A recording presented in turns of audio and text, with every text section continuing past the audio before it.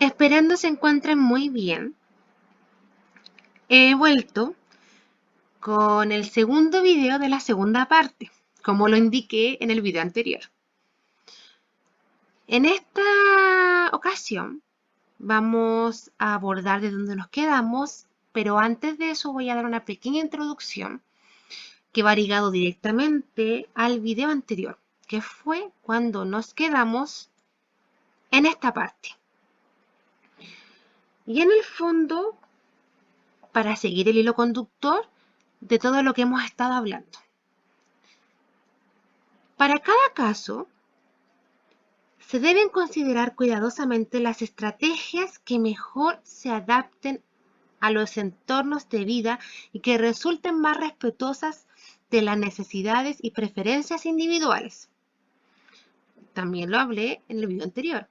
El éxito de las modificaciones y los antecedentes está directamente ligado a la organización del entorno, que es básicamente también lo que hemos hablado, ¿no es cierto?, en esta tabla, número 1.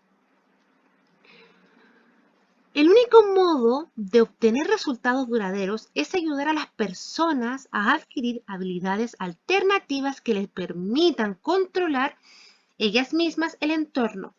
En el fondo es un entrenamiento en habilidades alternativas y crear apoyos a largo plazo, que son intervenciones en el estilo de vida, que faciliten las dos recién mencionadas, que faciliten el mantenimiento de las nuevas habilidades, mejorando así su calidad de vida. Acá directamente partimos con lo que son las enseñanzas de habilidades alternativas. Segundo video en todo su esplendor en el fondo. En la enseñanza de habilidades alternativas contribuye a la reducción a largo plazo de las conductas problemáticas en la medida en que las personas se vuelven capaces de conseguir los resultados deseados por medios más adaptados, evitando que ocurran situaciones problemáticas y afrontando de forma eficaz las situaciones difíciles. Normalmente las personas con discapacidad, no importa en realidad el diagnóstico que tenga, que de hecho también lo mencioné en el video anterior, que era, no importa si es TEA, no importa si es TDAH, no importa si es TIL, FIL, en el fondo la discapacidad que sea, cuando presenten conductas problemáticas por diversas razones, son ¿por qué? ¿Por qué presentan estas conductas problemáticas?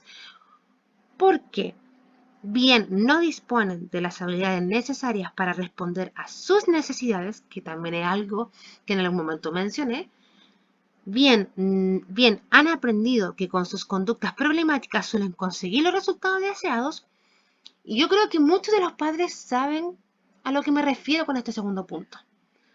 Cuando un niño, pongamos un ejemplo, cuando un niño es TEA y en el fondo le tiene conductas problemáticas porque le cuesta comunicarse y sabe que llorando puede conseguir algo que alivie ese malestar, el niño va a seguir llorando, va a seguir en el fondo aplicando esa conducta. Y también otra forma de por qué se sigue presentando es porque sus conductas se asocian a un daño orgánico y no le es posible controlarlas. Acá también tiene que ver con lo que le hablé en el video pasado, en la primera parte. ¿Por qué? Porque obviamente tenemos los que son diagnósticos leves, moderados y severos. En los diagnósticos que son severos se pueden hacer cambios, pero tenemos que entender que si el daño orgánico, en el fondo, puede que hayan variables que sí podamos controlar y que están dentro de este video, de los cuales ustedes pueden ver, porque van a haber tablas que van a especificar. Esas mismas tablas en donde yo siempre les aconsejo que los pongan en pausa el video para que los lean. Sin embargo, en las dos primeras que mencioné, de estas tres, en verdad es mucho más factible a poder aplicar el apoyo conductual positivo a cabalidad. Bueno, la enseñanza de las habilidades alternativas presentan tres modalidades. Uno, que son las enseñanzas de habilidades que reemplacen las conductas problemáticas, que denominaremos habilidades alternativas en sentido estricto. De hecho, sale acá primeramente en la tabla. Segundo, enseñanza de habilidades generales. Y tercero, enseñanza de habilidades de afrontamiento, tolerancia. Estas son modalidades de enseñanza de habilidades alternativas para los comportamientos conflictivos. Acabo de mencionar las tres que están acá. Y acá al costado derecho tenemos los ejemplos. Voy a leer uno de cada uno. Primero, habilidades alternativas en sentido estricto. Sirven para la misma función que la conducta problemática. Ejemplos. Solo uno. Enseñar a la persona con discapacidad a decir o comunicar necesito ayuda, para reemplazar una conducta consistente en golpearse la cabeza cuando se enfrenta a tareas difíciles. No todos los niños hacen este tipo de conductas, ¿verdad? Para poder en el fondo comunicar algo. Pero si, por ejemplo, tenemos un niño que tiene un TEL grave, y a lo mejor con señas no es suficiente para poder decir necesita ayuda, podemos darle, por ejemplo, podríamos pasarle formas de tocar. La puerta, por ejemplo, cuando él necesite ayuda. Enseñémosle a golpear. Quizá pauta, ¿no es cierto? 1, 2, 3. 1, 2, 3. 1, 2, 3. 3 veces. Y el padre o las personas alrededor van a saber automáticamente que necesita ayuda. Esto es un ejemplo. Y un ejemplo, la verdad, muy bien aplicable. Quizás no exactamente como yo lo dije, pero si empleamos una modalidad que le va a servir, que tenga que ver con hacer señas, no con las manos, sino en el fondo con objetos del hogar que no involucren golpearse, en este caso, por ejemplo, como la cabeza, pero sí la mano haciendo cierto ruido para que se entienda que necesita ayuda, estamos haciendo un súper buen reemplazo de la conducta conflictiva. Pasamos de una conducta conflictiva a una conducta mucho más funcional. Inmediatamente. Si se dan cuenta, de hecho, en el fondo estamos usando el mismo método, golpear. Obviamente siempre tomando el primer ejemplo. Ese mismo método, estoy golpeando, pero en esta ocasión no está golpeando en la cabeza. En esta ocasión está golpeando con su mano cierta cantidad de veces y con cierto ritmo para comunicar que necesita ayuda. Pasamos al siguiente. Habilidades generales. Integran un amplio abanico de habilidades que modifican las situaciones problemáticas, previniendo así la necesidad de presentar conductas problemáticas. Esto es enseñar habilidades de organización que previenen que la persona se frustre cuando se enfrenta a la realización de varias tareas. Estoy leyendo el primer ejemplo. Y es básicamente hacer una rutina. Para un niño TEA, la rutina es esencial. Y para un niño que tiene TDAH también. Para un niño que tiene DIL y para un niño que tiene FIL. Una rutina en estos tiempos, básicamente e inherentemente va a crear habilidades generales. Vamos ahí en ese momento cuando nosotros querramos, en el fondo, tener esta rutina, vamos a tener un abanico de opciones. Y si en el fondo el niño necesita realizar ciertas tareas de forma silenciosa, para eso también vamos a tener horarios. Y sin darnos cuenta vamos a estar abarcando, vamos a tener un abanico en el fondo de soluciones que están a nuestro alcance para poder emplear esto y que funcione. Pasemos al siguiente. Habilidades de afrontamiento y tolerancia. Utilizar técnicas de sensibilización para enseñar a la persona a aceptar exámenes médicos. También di este ejemplo en el video anterior. Comuniquémonos. ¿Qué necesitas en el fondo para que no tengas una crisis cuando vayamos camino al doctor? Si el niño todavía no escribe y le cuesta comunicarse a nivel verbal, el hecho de tener un conocimiento profundo de esta pequeña criaturita nos va a servir mucho. Siguiente. Las intervenciones basadas en las consecuencias. ¿Se acuerdan que dije que iba a nombrar las 4 que serían al principio? Bueno, acá estamos en el fondo profundizando los puntos que indiqué al principio casi del video anterior. Y estas son intervenciones basadas en las consecuencias, que tienen principalmente dos finalidades: reforzar a la persona cuando recurre a habilidades alternativas, reducir la eficacia de las conductas problemáticas, es decir, su eficacia para la obtención del resultado perseguido con su ocurrencia, si estos continuaran ocurriendo. Con estas estrategias se trata de demostrar a la persona con discapacidad que las habilidades alternativas son más eficaces para alcanzar los resultados que esta pequeña persona desea, y que las conductas problemáticas son menos eficaces o totalmente ineficaces, además de socialmente inadecuadas para conseguir sus objetivos. A ver, hagamos esto simple en el fondo, para ellos.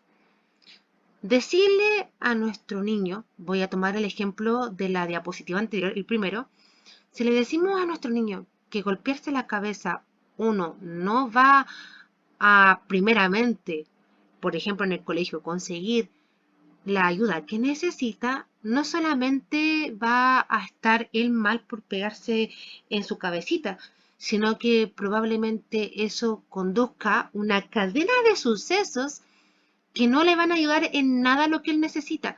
¿Por qué? Porque probablemente sus compañeros se preocupen, probablemente varios se asusten, probablemente otros no sepan qué hacer. La profesora va a tener que intervenir. Que la profesora intervenga significa que tenga que ir un personal directivo a ver qué sucede. En este caso puedo ser yo, o la fonoaudióloga, o la psicopedagoga, o todo el equipo PIE, a ver qué le sucede al niño, y sin embargo no va a estar comunicando lo que él suele comunicar en su casa cuando hace ese tipo de actitud. Entonces, si nosotros encontramos la manera de poder hacer entender esto, en el fondo va a ser el principio de una serie de conductas eficaces, de habilidades alternativas que podemos crear para distintas ocasiones. ¿En qué consisten las intervenciones basadas en las consecuencias? Bueno, acá está. Lo mismo de siempre. Pongan en pausa el video, lean, porque acá estamos hablando del propósito de la intervención, que en el fondo es incrementar el uso de las habilidades alternativas, es reducir los resultados de las conductas problemáticas y manejar las crisis. Y acá hay ejemplos de intervención que son bastante buenas. Por ejemplo, en el segundo punto habla de lo que es redirigir hacia otra actividad o darle el apoyo necesario para que utilice la habilidad alternativa. A lo mejor al principio esa habilidad alternativa que nosotros le podemos dar a nuestro hijo o hija con necesidades educativas especiales puede que no salga fluido. O sea, no va a salir fluido la primera vez, pero sí puede que de alguna u otra forma, si nosotros le incentivamos a este cambio, en algún momento ya no va a necesitar, en el fondo, que uno redirija la atención a otra actividad, o a lo mejor brindarle el apoyo que se le brindaba en un principio. Puede que sí le brindemos un apoyo, pero ya va a ser un apoyo de verdad que sea mucho más, que demande mucho menos energía para nosotros, por ejemplo. Y en el fondo también así le transmitimos se le transmite a su hijo o a su hija que al emplear esto, es que es inherente. A lo mejor muchos de los niños son muy pragmáticos, entonces a medida que esto vaya avanzando y ellos vean que los papás cada vez se enojan menos, están menos estresados, tienen una mejor actitud ante lo que son en el fondo la adquisición de las habilidades alternativas, esto sí o sí va a potenciar que ocurran y después que sucedan de manera natural. Otra forma también de poder abordar el apoyo conductual positivo y que funcione, además de todo lo que he dicho anteriormente, es preguntarnos y guiarnos para lo que son las intervenciones basadas en las consecuencias. voy a leer estas preguntas y las voy a responder para que presten mucha atención. Así que empezando, básicamente una pregunta guía sería, ¿cómo reforzar a la persona cuando recurra, cómo reforzar a la persona o al niño cuando recurra a las habilidades alternativas que ha adquirido para que vea que son más eficaces que las conductas problemáticas en la obtención de lo que persigue? ¿Se acuerdan del ejemplo que vi en esta tabla? Tomando solamente una variable. Bueno, contestando esta pregunta, básicamente, cuando se enseña una habilidad alternativa en sentido estricto, la consecuencia más adecuada y también la más eficaz y la más potente es una respuesta consistente e inmediata que produzca el mismo resultado que la conducta problemática. Como por ejemplo, felicitar a la persona por sus resultados, facilitar el acceso a actividades de interacción social o actividades que le resultan más atractivas, con el fin de que continúe utilizando las habilidades alternativas en los entornos cotidianos. Si no entendieron bien lo que dije, vamos a ponerlo en palabras simples. Ese mismo refuerzo que usted le da cuando tiene una conducta problemática y consigue el fin que quiere el niño, es lo mismo que vamos a hacer cuando cuando emplea una habilidad alternativa adquirida. Usted ve que en el fondo emplea una habilidad alternativa adquirida en algún comportamiento que usted esté corrigiendo, en lo que es, bueno, según las bases del apoyo conductual positivo, se refuerza de la misma manera en como usted lo reforzaba para que esta crisis pasara, por ejemplo. Segundo, ¿cómo responder cuando la persona presente la conducta problemática? ¿Cómo enseñarle que la conducta problemática no va a ser eficaz, eficiente o deseable en el futuro, porque no volverá a producir los resultados deseados? Esta está ligada directamente con la primera pregunta. Y básicamente tiene que ver con mostrar a la persona, con mostrarle al niño o a la persona o al adolescente que la conducta ya no va a ser eficaz, que ignorando, que en el fondo no va a ser eficaz. O sea, ¿a qué se refiere? Que esta conducta problemática no va a tener el mismo nivel de reacción que tenía antes con las personas que estén al cuidado, o sea, persona al cuidado, madre o padre. No, o sea, vamos a reorientar hacia otra actividad, sí o sí. O sea, la reorientación va a estar, pero no va a recibir la misma, no va a tener la misma eficacia ni el mismo reforzamiento que tenía anteriormente. En el fondo también es apoyarle para que utilice las habilidades alternativas que está adquiriendo. Por ejemplo, si vemos que estamos teniendo una conducta problemática y todavía le cuesta mucho emplear lo que es la habilidad alternativa, le damos la retroalimentación correctiva en el fondo. Le decimos, o sea, en este momento tú tienes una crisis, pero ya no voy a hacer las cosas que hacía antes con esta crisis. Por algo estamos enseñándote lo que son las habilidades alternativas. En este caso, por ejemplo, ¿a qué me refiero con eso? Por algo te he enseñado, tomando el ejemplo que hemos estado utilizando prácticamente en todos estos videos, no vas a obtener lo mismo golpeándote en la cabeza como antes. Sí vas a obtener la atención, vas a obtener en el fondo la retroalimentación, vamos a reorientarlo, pero no va a tener lo mismo de antes, no va a tener la misma repercusión de antes, no va a recibir lo que espera por golpearse la cabeza. Lo que sí va a recibir en el fondo es decirle, ¿te acuerdas que nosotros en el fondo habíamos creado que golpearas la puerta de tal manera y de tal ritmo para que consiguieras lo mismo? Perfecto, si tú sigues haciendo eso, yo voy a poder ayudarte, si no, no lo voy a poder hacer, porque la conducta que tú tienes en este momento de golpearte la cabeza, puede que yo como madre lo entienda, poniéndome en esa situación, claramente. Puede que yo como madre lo entienda, pero tu profesor no lo va a entender. Obviamente este tipo de diálogo lo vamos a tener ya con un preadolescente o con un adolescente, pero con los niños, dependiendo de cómo nos comuniquemos con ellos, esta conversación es igual de primordial. Y por lo mismo siempre hago el hincapié que el conocimiento de la persona es fundamental. En este caso del niño o niña, preadolescente o adolescente. Tercera pregunta. La tercera cuestión se refiere al manejo de crisis y se debe considerar cuando existe el riesgo de que la persona presente conductas problemáticas muy serias. ¿Qué podemos hacer para disminuir la intensidad de las situaciones de crisis y proteger a la propia persona con discapacidad o con este diagnóstico, ¿verdad? Y a otras de su entorno de posibles daños físicos? Bueno, esto es manejo de crisis. Las intervenciones de manejo de crisis solo deben utilizarse en situaciones de emergencia. Al actuar en estas situaciones es necesario recurrir siempre a la intervención menos restrictiva de entre las diferentes intervenciones posibles para conseguir que la crisis cese. En la fase de explosión de la crisis, considere procedimientos de emergencia que protejan de posibles daños tanto a la persona que la presenta, un niño, preadolescente o adolescente, como a las que le rodean.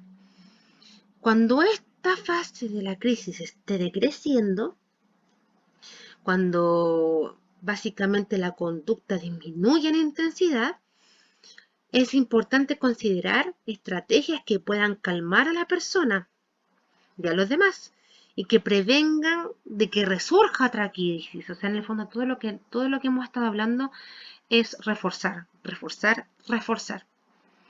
Y mientras más reforcemos, todo lo que tiene que ver en torno a la tercera pregunta, en algún momento, básicamente, y en algunas situaciones puede que se extinga. Quizás en otras no, pero en el fondo la variable que vuelve, o sea, la variable de que vuelva a surgir ese comportamiento va a ser mínima.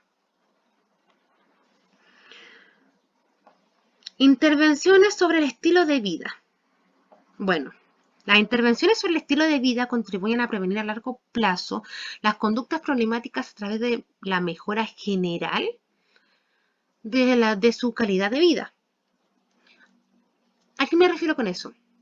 De que a la hora de planificar o programar estas estrategias se considere por lo menos dos cuestiones guía que resultan esenciales.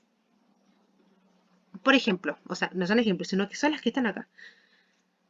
¿Qué factores del estilo de vida se pueden modificar para mejorar la calidad de vida de la persona para que su vida cotidiana le resulte más satisfactoria y gratificante? Acá yo concretamente respondería establecer metas a corto y largo plazo. En primer lugar, identificar cambios en el estilo de vida que permitan mejoras inmediatas. En segundo lugar, considerar acciones que convendrán aplicar a más largo plazo, un año o más.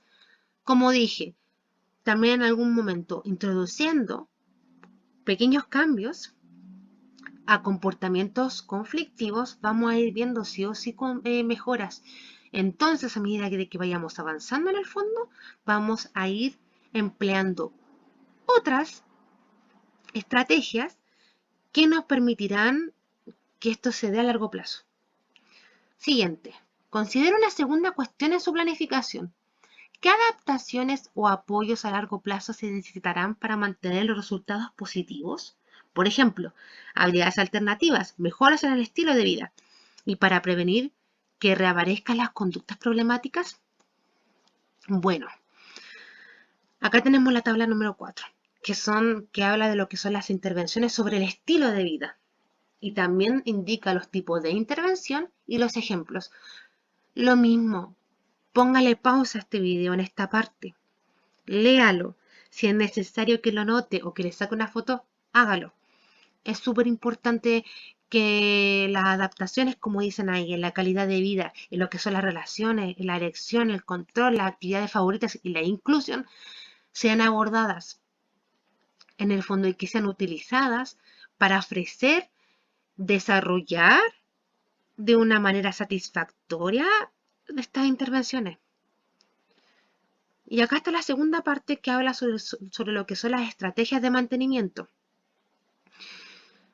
que son adaptaciones permanentes, y que en el fondo son las actitudes que nosotros buscamos para que esto sea precursor también en otros contextos y en otras situaciones. Lo mismo, póngale pausa si encuentra que es necesario que usted tenga esta información, porque yo creo que le va a servir mucho, ya que da ejemplos claros de lo que usted puede hacer, de cómo emplear para que vea esas mejoras. Bueno, hasta acá llega el video. La verdad es que les doy muchas gracias por escuchar. Yo siento como profesional que esta información es valiosísima. Espero habérselas transmitido como corresponde. Y si así y todo usted cree que necesita más información, no duden en escribirme al correo que sale en este momento en pantalla. Y básicamente vuelvo a indicar, voy a leer lo que sale ahí, que dice, si crees que estas prácticas van a ayudar para un mejor vivir de tu hijo o hija con necesidades educativas especiales, te recomiendo el libro de donde saqué toda esta información, que se llama Buenas prácticas en la atención a personas con discapacidad. Y este libro es del Centro de Documentación y Estudios SIIS. Y como les dije, esto ustedes me lo pueden solicitar sí o sí al correo. Y recuerden, nada es un error, todo es aprendizaje.